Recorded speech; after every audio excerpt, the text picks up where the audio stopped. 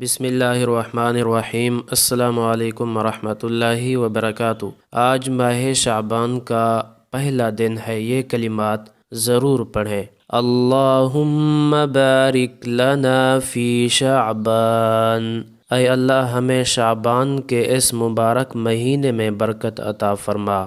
استغفر اللہ الذی لا الہ، میں مغفرت کا طلبگار ہوں اللہ سے جس کے سوا الا هو الرحمن الرحیم، کوئی معبود نہیں، وہ بڑا مہربان نہایت رحم کرنے والا ہے۔ الحی القیوم واتوب الیہ، وہ ہمیشہ زندہ ہے اور سب کو قائم رکھنے والا ہے اور میں اس کی طرف رجوع کرتا ہوں۔ لا الہ الا اللہ ولا نعبد الا، اللہ کے سوا کوئی عبادت کے لائق نہیں اور ہم اس کے سوا کسی کی عبادت نہیں کرتے۔